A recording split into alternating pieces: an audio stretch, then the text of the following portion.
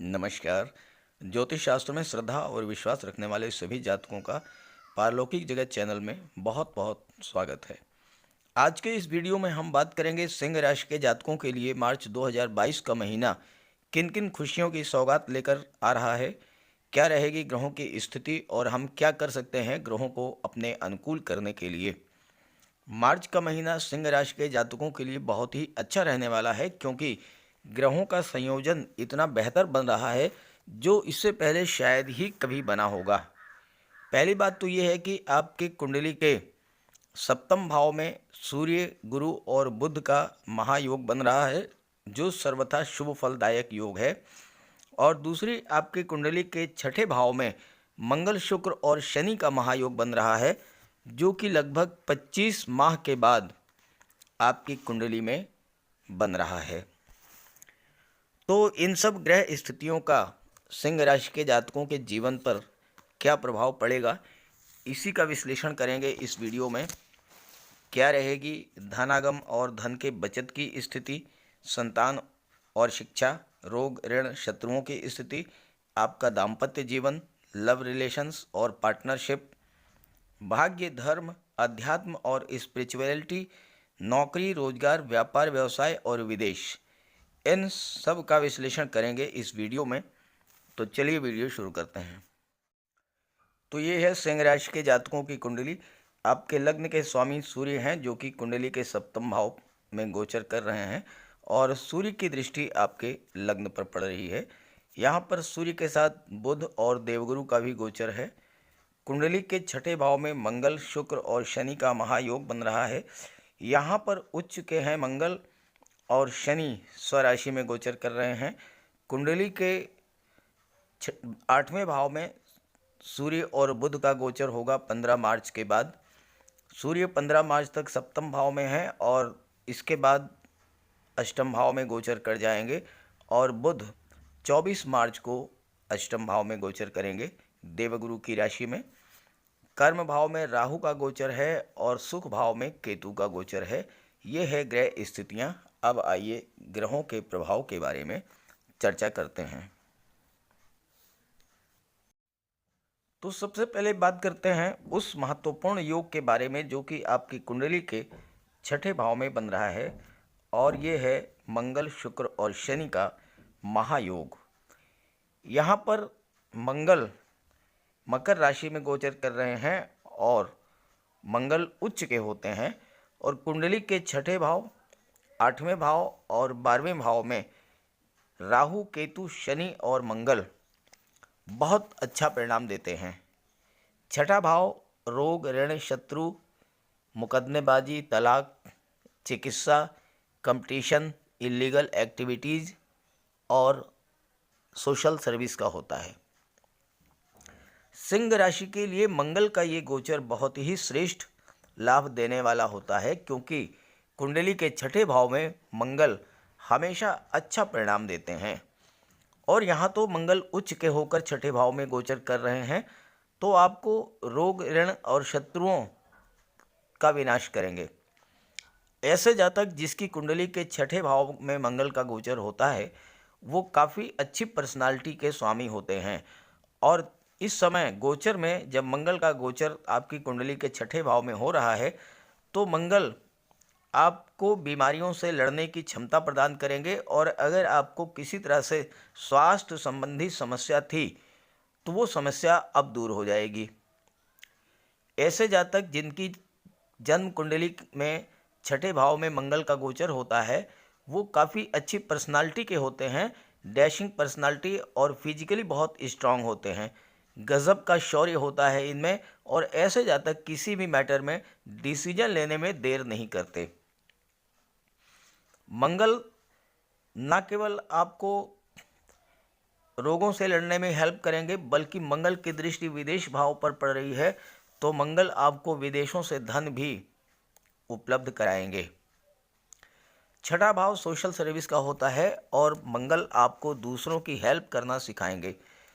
अपने व्यक्तित्व के बल पर आप न केवल अपने काम बनाएंगे, बल्कि दूसरों की हेल्प भी करेंगे।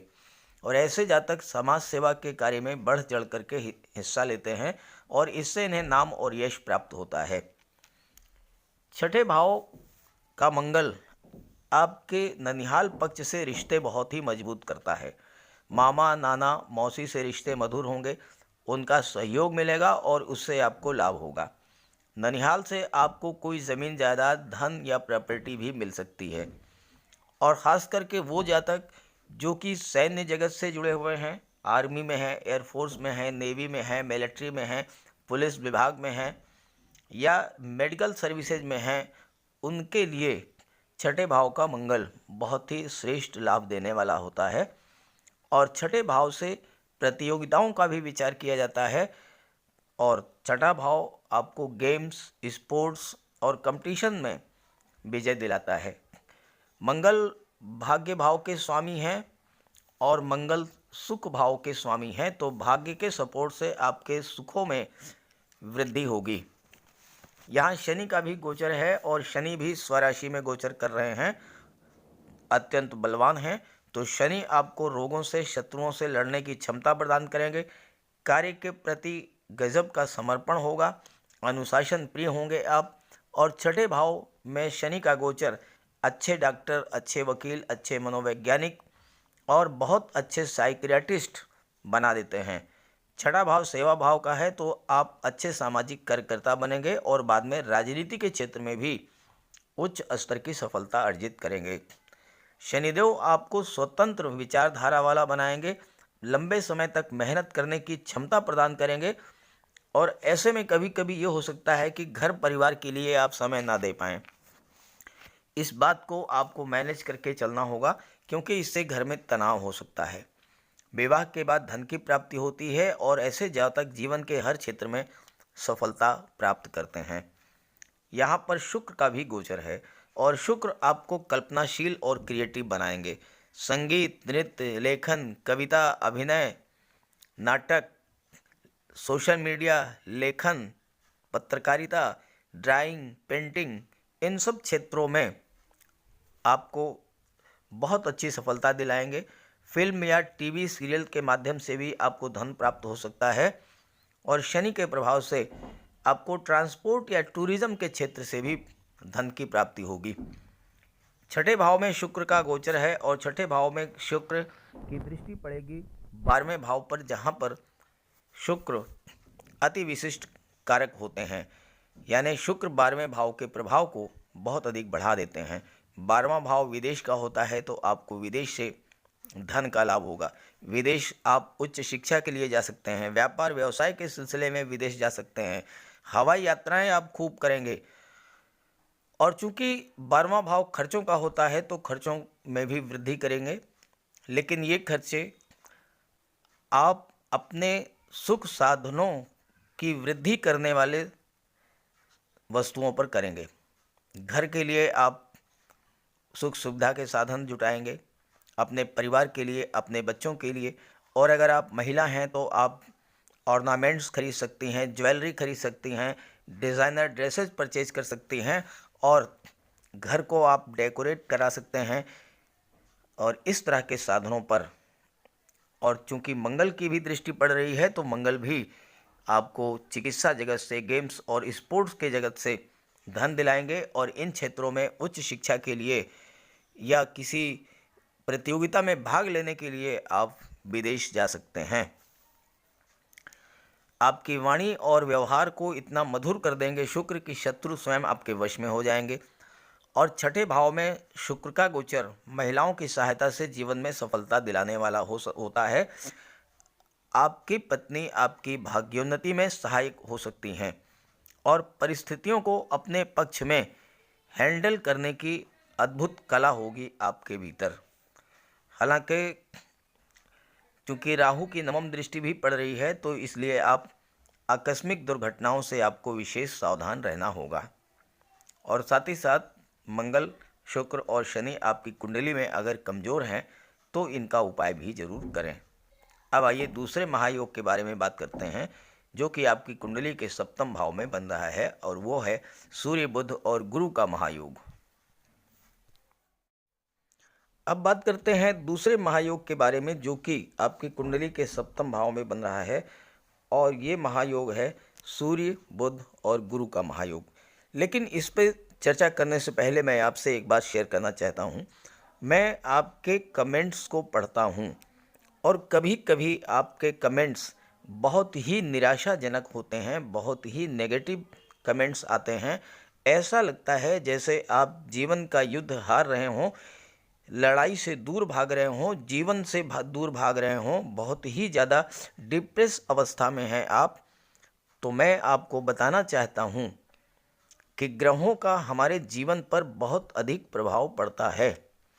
व्यक्तिगत अनुभव और हजारों लोगों की कुंडलियों में ग्रहों की स्थिति और उनके प्रभाव को देखने के बाद मैं ये कहने की स्थिति में हूँ कि जब भी ग्रह हमारी कुंडली में शुभ स्थिति में होते हैं, बलवान स्थिति में होते हैं, उच्च के होते हैं, स्वराशि या मित्र राशि में गोचर करते हैं, तो वे हमारे जीवन पर बहुत ही सकारात्मक प्रभाव डालते हैं।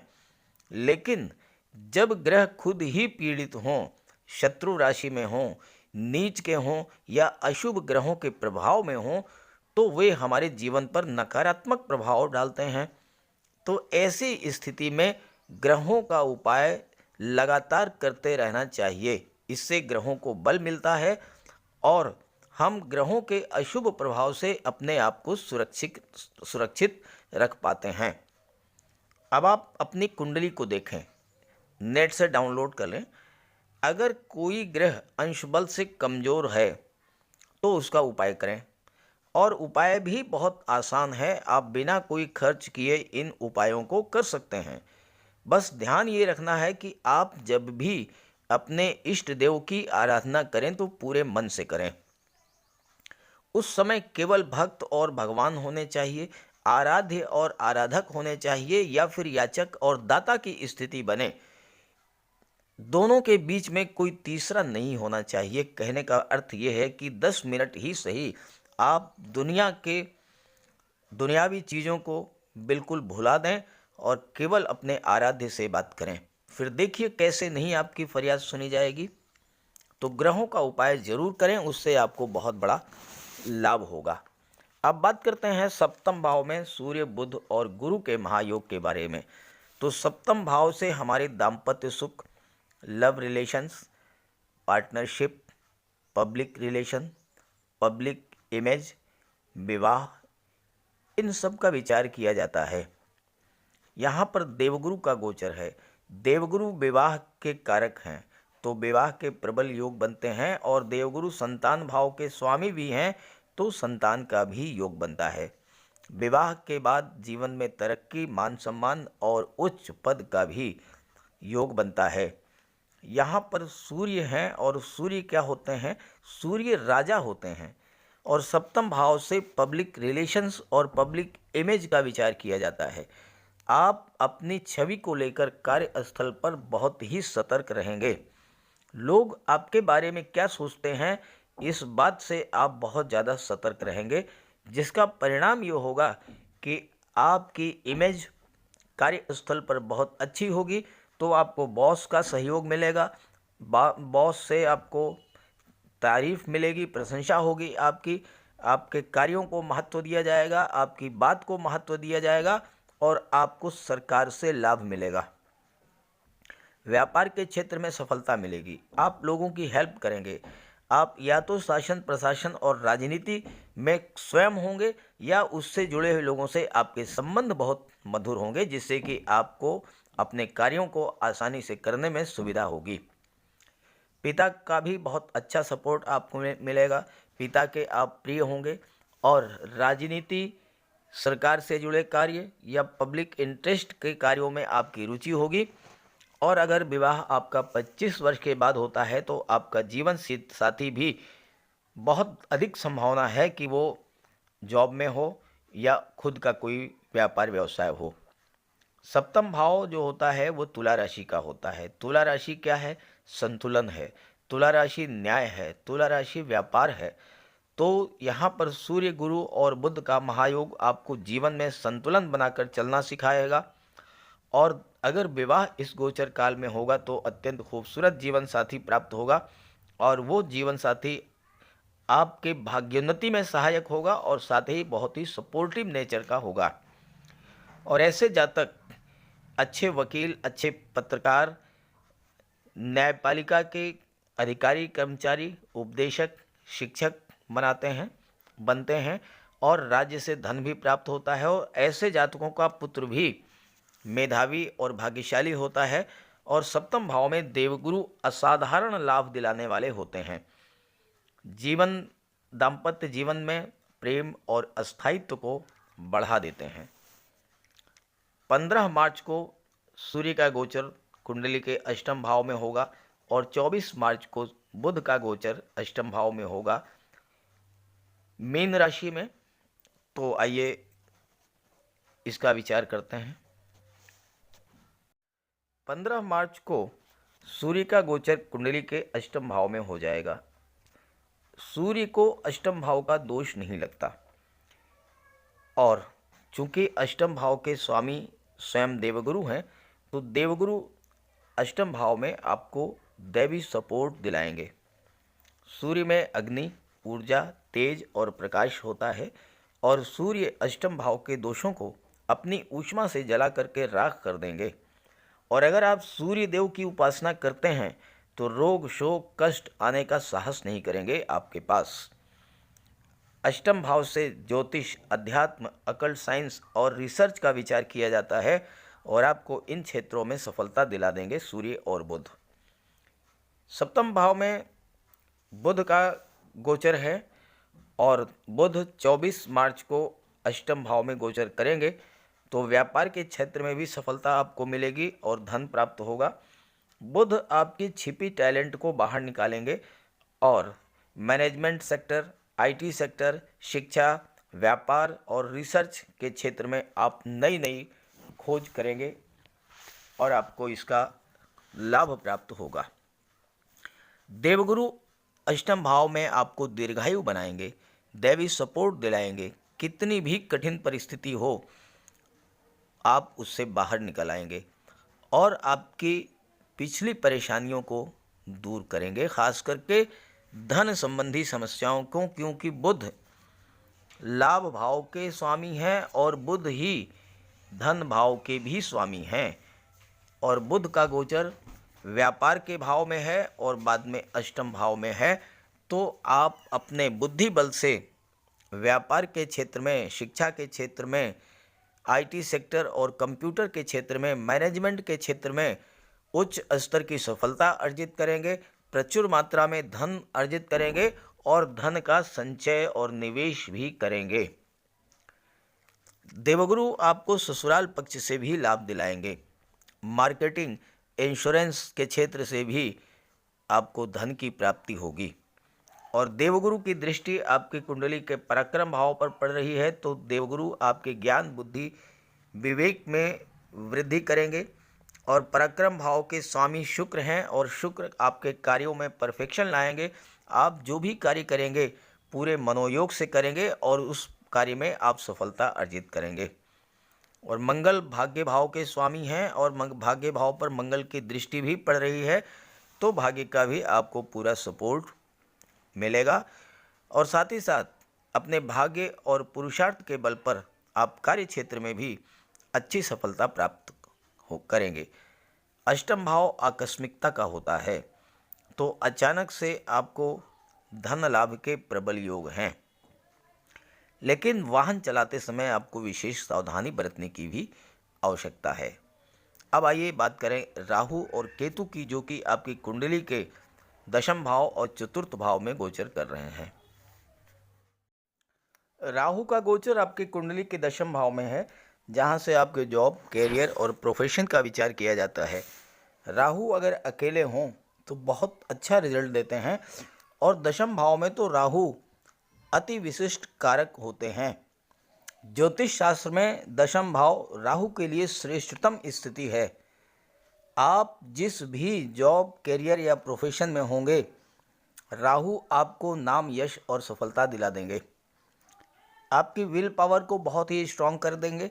आपने जो भी कार्य करने की सोचा है उसे अपनी दृढ़ इच्छा शक्ति के बल पर हर हाल में पूरा करेंगे।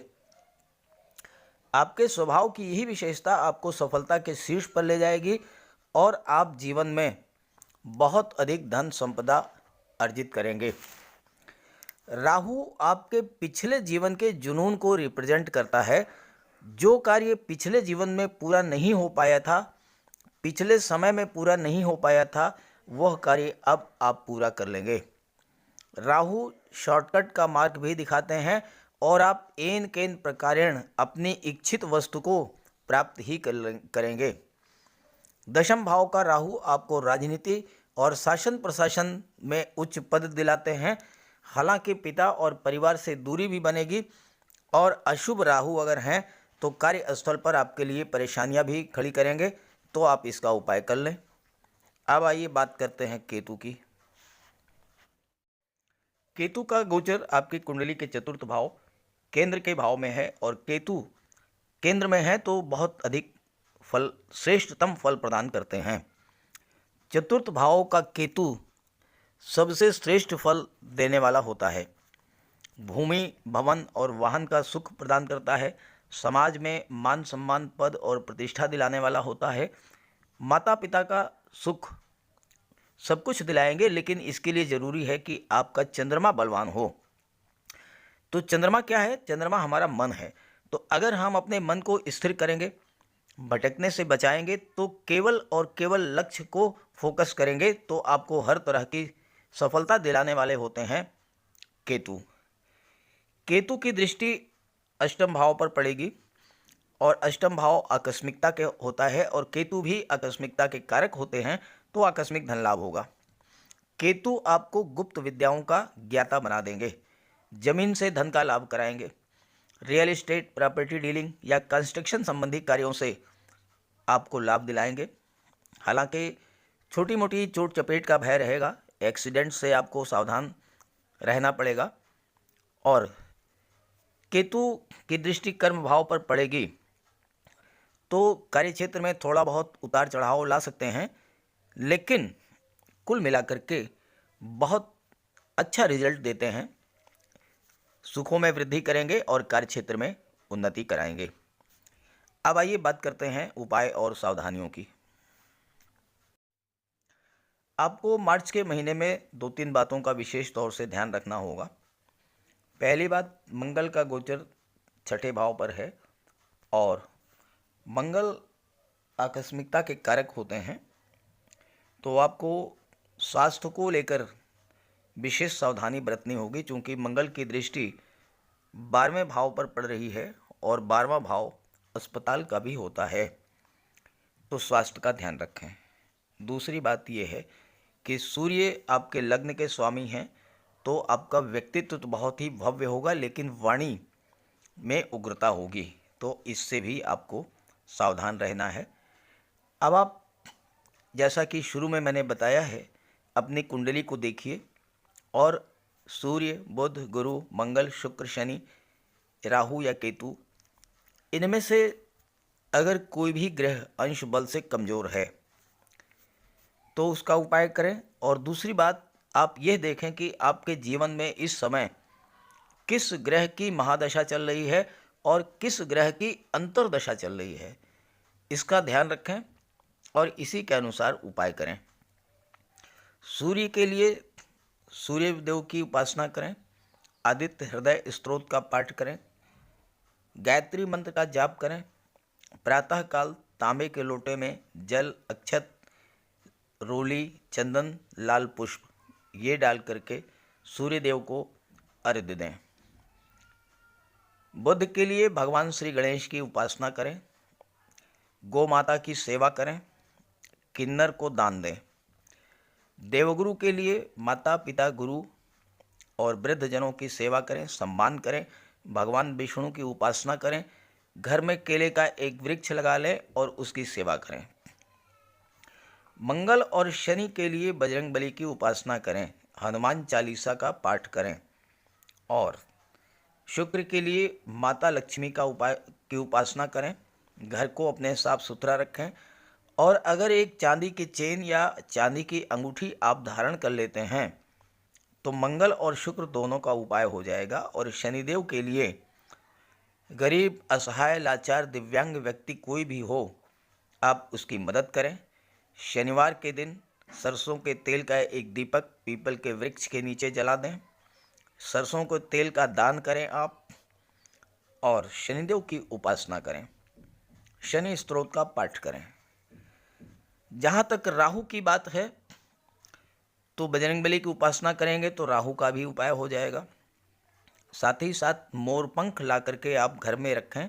Main door, study room, drawing room, bedroom, सब जगह मोर पंख लगा दें। कार्यस्थल पर मोर पंख रखें, राहु का उपाय हो जाएगा। केतु के लिए काले कुत्ते, काली गाय और कौवे को भोजन दें। साथ ही साथ पशु पक्षियों पर दया रखें और उन्हें भोजन देते रहें। घर में खाना बनाने के बाद जो कुछ भी बच जाए वो इन पशु पक्षियों को देते रहें।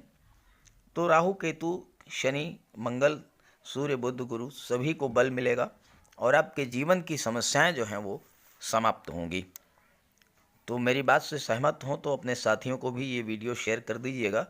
सभी ग्रहों की कृपा दृष्टि आप पर बनी रहे, इसी भावना के साथ आप सभी का बहुत बहुत धन्यवाद। नमस्कार।